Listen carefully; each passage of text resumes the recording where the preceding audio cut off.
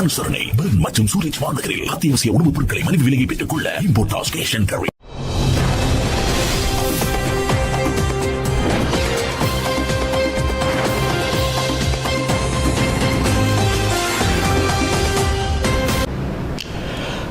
அதனால் இன்று இந்த ஆசிய கண்டத்துள்ளே அவ்வாறான ஒரு கூட்டு அமைப்பு உருவாக்கப்பட்டிருக்கின்றது. அந்த கூட்டமைப்பின் கீழ் அதில் அமெரிக்கா செயற்பாட்டு ரீதியாக பாரிய நடவடிக்கைகளை முன்னெடுத்து வருகின்றார்கள்.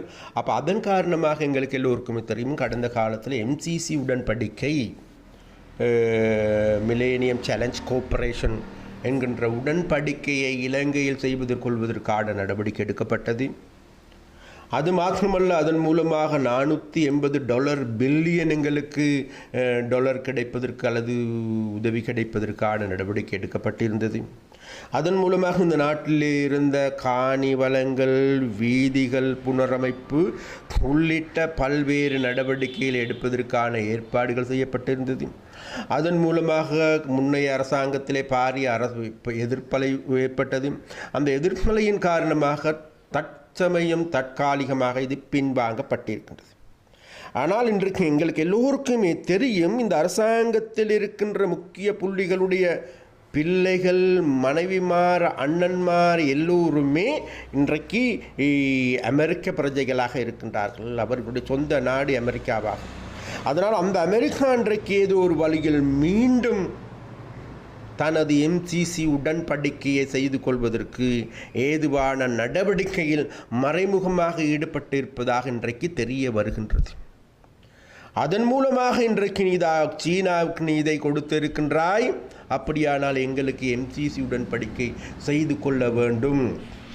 சீனாவுக்கு நீ ஒரு தனி பிராந்தியத்தை கொடுப்பதற்கு ஏதுவான சட்ட மூலத்தை தயாரிப்பாயாக இருந்தால், அதில் 3/2 பெரும்பான்மை எடுத்துக்கொள்வதற்கான முயற்சியை மேற்கொள்வாயாக இருந்தால், அதன் பொழுது நீ எந்த ஒரு மக்களுடைய எதிர்க்கட்சிகளுடைய எதிர்ப்பையும் பொருட்படுத்தவில்லை என்றால் எங்களுடைய MCC உடன்படிக்கை செய்து கொள்வதற்கு ஏதுவான நடவடிக்கை எடுக்கப்பட வேண்டும் என்று கேட்கின்ற பொழுது, நிச்சயமாக இந்த அரசாங்கம், கோட்டாபய ராஜபக்சாக்களுடைய அரசாங்கம் அதற்கும் அடிபணிந்து இந்த நாட்டின் MCC உடன்படிக்கையும் செய்து கொள்வதற்கு ஏதுவான சூழலே இன்றைக்கு வெளிச்சமாக திறந்து விடப்பட்டிருக்கின்றது.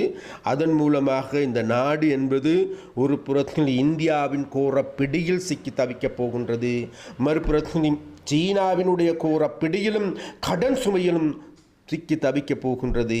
அதே நேரத்தில் மறுபுறத்தில் அமெரிக்காவினுடைய பிடியிலும் சிக்கி தவிக்கின்ற சீரழிந்து போன நாடாக மாற்றுகின்ற நடவடிக்கைக்கு அடிக்கல் நாட்டுகின்ற நபராக இன்றைக்கு கோட்டாபய ராஜபக்ச அவர்கள் திகழ்கின்றார் என்பதை இந்த இடத்தில் நாங்கள் குறிப்பிட்டாக வேண்டும். அதனால் ஏன் நாங்கள் இவ்வாறு கூறுகின்றோம் என்றால் வேறு எதுவுமல்ல, இன்று ஜனாதிபதியினுடைய நடவடிக்கைகளை நாங்கள் பார்க்கின்ற போது, இவருடைய கொரோனா தடுப்பு எடுத்துக்கொண்டாலும் சரி, ஏனைய தடுப்பு நடவடிக்கைகள் எடுத்துக்கொண்டாலும் சரி, ஏனைய பிரச்சனைகளை கட்டுப்படுத்துவது எடுத்துக்கொண்டாலும் கூட, அனைத்திலும் தோல்வி அடைந்த நபராக, நாட்டை ஆளுவதிலும் நாட்டை நிர்வகிப்பதிலும் நாட்டுக்கான ஒரு தீர்மானகரமான நிலைமையின் போல் தீர்மானகரமான திடமான ஆக்கப்பூர்வமான முடிவெடுப்பதிலையும் ஜனாதிபதி அவர்கள் தோல்வியடைந்திருக்கிறார். அந்த வகையில் தான் எமது நாட்டுக்கு அண்மையில் பாரிய ஆபத்தினை ஏற்படுத்தின பேர்ல் எக்ஸ்பிரஸ் என்கின்ற கப்பல் இலங்கைக்கு வருகின்றது. இலங்கைக்கு வருகின்ற போதே, இலங்கைக்கு வருவதற்கு முன்பே 2 நாடுகளில் துறைமுகத்தில் தங்குவதற்கான அனுமதி கேட்டார்கள். ஒன்று கட்டார் நாட்டில் கேட்டார்கள், அங்கும் அனுமதி கொடுக்கப்படவில்லை. மறுபுறத்தில் இந்தியாவில் துறைமுகத்தில் கேட்டார்கள், அங்கும் செல்வதற்கு அனுமதி வழங்கப்படவில்லை. அவ்வாறு 2 நாடுகளும் அனுமதி மறுதளிக்கப்பட்ட கப்பலையே எமது நாட்டுக்கு வரவழைத்து எமது கடல் பரப்பிலே இன்று எரிந்து நாசமாகி பல்லாயிரக்கணக்கான வருடங்களுக்கு எங்களால் சேகரிக்கப்பட்டிருந்த எங்களுடைய கடல் வளத்தை நாசமாக்கி இருக்கின்றது என்பதுதான் உண்மை. ஏனென்றால் இன்று எல்லோருக்குமே தெரியும் இந்த கப்பலின் மூலமாக கொட்டப்பட்டிருக்கின்ற நச்சு வாயுக்கள் எடுத்துக்கொண்டாலும் சரி, அமிலங்கள் எடுத்துக்கொண்டாலும் சரி, சிட்ரிக் அசிட் எடுத்துக்கொண்டாலும் சரி, இவை அனைத்தும் இன்றைக்கு இந்த கடல் பரப்பில் உள்வாங்கப்பட்டிருக்கின்றது. அதன் மூலமாக இன்று கடல் துறை சார்ந்த நிபுணர்களால் கூறப்படுகின்றது, இன்று ஒரு நாளைக்கு 2 நாள் அல்ல, இது பல்லாயிரமாக எங்களால் பாதுகாக்கப்பட்டு வருகின்ற பவள பாறைகள் உள்ளிட்ட எங்களுடைய மீன் வளங்கள் உள்ளிட்ட கடல் வளங்கள் உள்ளிட்ட அனைத்துமே நாசமாக்குகின்ற நடவடிக்கையாகவே இந்த கப்பலின் மூலமாக எங்களுக்கு ஏற்பட்டிருக்கின்றது. அதன் மூலமாக இன்று எங்களுக்கு காணக்கூடியதாக இருக்கின்றது. இன்று இயற்கை கொடையாக கொடுத்த எங்களுடைய கடல் வளத்தில் இருக்கின்ற மீன்கள் செத்து மடிகின்றன. கடல் வாழ்கின்ற அனைத்து உயிர்களும் இன்னைக்கு செத்து மடிகின்ற ஒரு நிலைமை ஏற்பட்டிருக்கின்றது. இதன் காரணமாக இன்றைக்கு ஆயிரக்கணக்கான மீனவர்கள் கடல் பிரதேசத்திற்கு செல்ல முடியாது, கடலில் மீனை வாங்கி சாப்பிட முடியாது, சாப்பிட்டாலும் கூட அதில் சம்பந்தமாக அச்சம் ஏற்படுகின்ற ஒரு நிலைமை இன்றைக்கு தோட்டம் பெற்றிருக்கின்றது. அப்படியானால் இவ்வாறான ஒரு கப்பல் வருகின்ற போது அந்த கப்பலுக்கான அனுமதியை வழங்கியது வேறு யாருமில்லை, இந்த இங்கே இருக்கின்ற அதிகாரிகளும் அமைச்சர்களுமாக. அப்போ இந்த அதிகாரிகளும் அமைச்சர்களாக இருக்கின்ற பொழுது இந்த அதிகாரிகளுக்கு என்றாலும் சரி, அமைச்சர்கள் என்றாலும் சரி, இவர்களுடைய தலைவனாக இருப்பவர் வேறு யாருமல்ல, இந்த நாட்டினுடைய ஜனாதிபதியாக. அப்படின்னா ஜனாதிபதியும் தெரிந்து கொண்டே இந்த கப்பல் இலங்கைக்கு கொண்டு வரப்பட்டிருக்கின்றது என்பதே உண்மை. ஆனால் இன்றைக்கு எங்களுக்கு இருக்கின்ற அமைச்சர்கள் கூறுகின்றார்கள், அது பரவாயில்லை, அது எரிஞ்சு செத்து நாசமாக போனாலும் பரவாயில்லை, எங்களுக்கு நட்டேடு கிடைக்கும் தானே, எங்களுக்கு டாலர் கிடைக்கும் என்கின்ற பேராசை பிடித்த கேவலமான அமைச்சர்கள் இருக்கின்ற நாடே எமது நாடு. ஏனென்றால் எமது நாட்டு வளங்கள் இவனுடைய அப்பனுடைய சொத்து கிடையாது. இங்கே இருக்கின்ற அமைச்சர்மார்களுடையோ அல்லது இந்த ராஜபக்சாக்களுடைய பாட்டனுடைய சொத்து கிடையாது.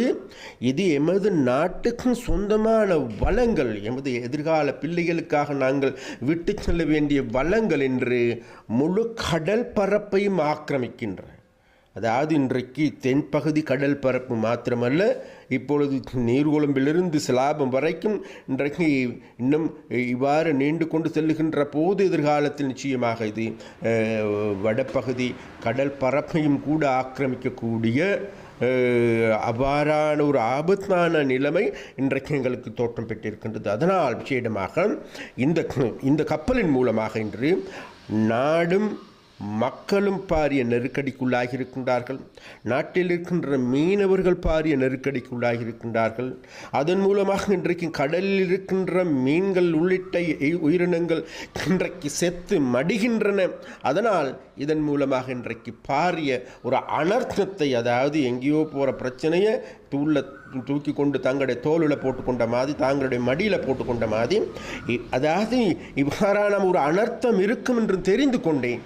இவ்வாறான கப்பலை இலங்கைக்கு கொண்டு வருவதன் மூலமாக அதன் மூலமாக ஏற்படுகின்ற பாதிப்புக்கு அதிலிருந்து மீட்பதற்கு ஏதுவான நடவடிக்கை எங்களுக்கு இல்லை, அதற்கான தொழில்நுட்பம் எங்களுக்கு இல்லை, தீ பிடித்தால் அதை அணைப்பதற்கான தொழில்நுட்பம் இல்லை, கப்பல் மூழ்கினா அதை மூழ்குவதற்கான அடிப்படை வசதிகளும் கூட இல்லாத எங்களுடைய நாட்டுக்கு வரவழைத்து இன்றைக்கு எங்களுடைய கடல் பரப்பையும் மீன் வளத்தையும் அழித்து நாசமாக்கிய அரசாங்கமாகவே கோட்டாபய ராஜபக்சவினுடைய அரசாங்கம் திகழ்கின்றது.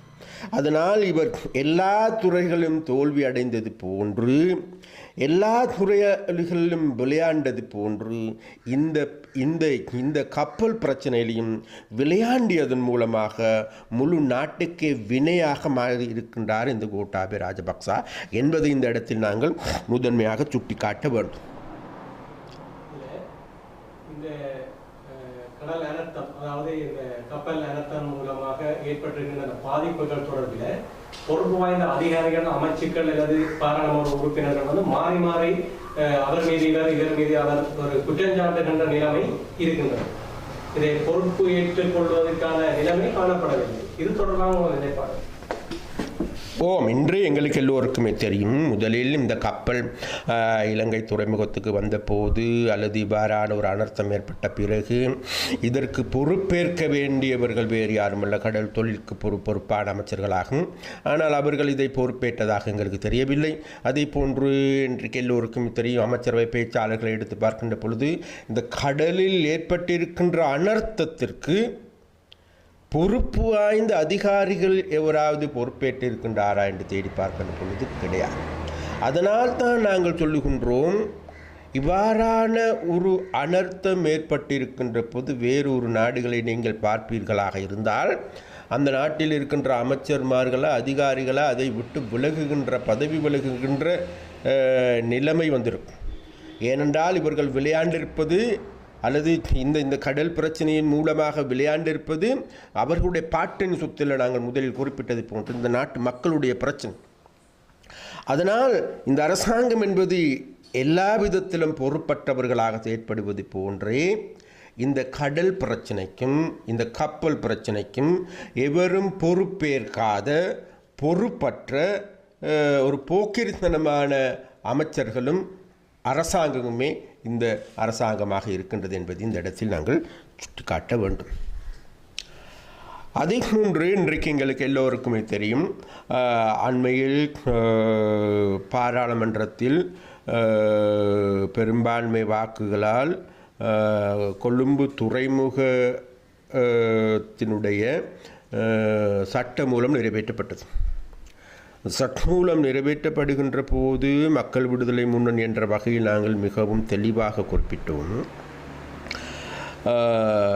இந்த சீனாவுக்கு மாத்திரம் கூடுதலாக சீனா மீது பற்றுடையவர்களாக, சீனாவினுடைய ரசிகர்களாக, சீனாவினுடைய அடிவரடிகளாக, சீனாவினுடைய பணத்துக்கு பேராசை பிடித்து அலைகின்றவர்களாக, சீனாவின் மூலமாக கடந்த காலங்களிலும் கூட எங்களுக்கு தெரியும், ஜனாதிபதி தேர்தலின் போதும் கூட இந்த நாட்டின் ஜனாதிபதிகளை உருவாக்குவதற்கு சீன இன்றைக்கு துறைமுக நகரத்தினுடைய சொந்தக்காரனாக இருக்கின்ற சீன ஆபர் நிறுவனம் காசு வழங்கி இருக்கின்றது என்று கூறப்படுகின்றது.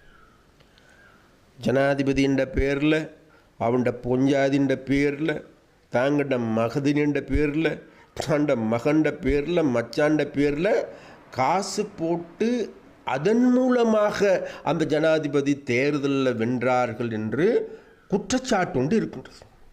இந்த குற்றச்சாட்டு நாங்கள் மாத்திரமல்ல, முழு உலகமே இன்றைக்கு சொல்லுகின்ற ஒரு குற்றச்சாட்டாக இருக்கின்றது. உலக நாடுகள் விசேடமாக அமெரிக்காவில் இருக்கின்ற பத்திரிகை ஒன்று இவ்வாறான குற்றச்சாட்டை முன்வைக்கின்ற பொழுது பாராளுமன்றத்திலும் மஹிந்த ராஜபக்ச அவர்கள் கூறினார்கள், நான் அமெரிக்க பத்திரிகைக்கு எதிராக வழக்கு தாக்கல் செய்ய போகின்றேன், நட்டையீடு கோரப்போகின்றோம். இன்று வரைக்கும் நாங்கள் தேடி பார்க்கின்றோம். இன்றைக்கு 4-5 வருடத்துக்கு மேலாகுது. இன்று வரைக்கும் அவ்வாறான ஒரு நடவடிக்கை எடுத்தாரா இல்லையா? அதன் மூலமாக மேலும் உறுதியாகுது என்னன்னு கேட்டால், அவர்களிடமிருந்து பணம் வாங்கி நாங்கள் இந்த ஜனாதிபதிக்கு வந்துடுவோம். அப்படியானால் ஒரு வஞ்சனை மிக்க, அதாவது ஜனாதிபதிகளுக்கு பணம் கொடுத்து அதன் மூலமாக ஜனாதிபதியாகிய நிலைமை, அல்லது ஜனாதிபதிகளுக்கு பணம் கொடுத்து லஞ்சம் கொடுத்து அவர்களை ஏமாற்றிய வஞ்சகமான நிறுவனம் தான் இந்த சீன நிறுவனமாகும். அப்போ அந்த நிறுவனத்திடமே இது ஒப்படைக்கப்பட்டிருக்கின்றது. அப்போ இவ்வாறு ஒப்படைக்கப்படுகின்ற போது இன்றைக்கு எங்களுக்கு எல்லோருக்கும் தெரியும், இன்றைக்கு இந்த புவியியல் அரசியல் என்பது, இந்த பூலோக அரசியல் என்பது இன்றைக்கி அமெரிக்கா உள்ளிட்ட இந்தியா உட்பட மறுபக்கம் சீனா, அதே போன்று ஏனைய ஏகாதிபத்திய நாடுகளும், அதே போன்று ஏனைய ஐரோப்பிய நாடுகளும் அனைத்துமே இன்றைக்கு ஆசியாவை நோக்கி நகர்ந்து கொண்டிருக்கின்றார்கள். ஆசியாவே இன்றைக்கு அவர்களுடைய தரிப்பிடமாக, தங்குமிடமாக மாறியிருக்கின்றது. ஏனென்றால் எதிர்காலத்தில் கூடுதலான நிலப்பரப்பை கொண்ட, கூடுதலான மக்கள் தொகையை கொண்ட, கூடுதலான வளங்களை கொண்ட பிரதேசம் எது வேறு எதுமல்ல, ஆசிய கண்டமாகும்.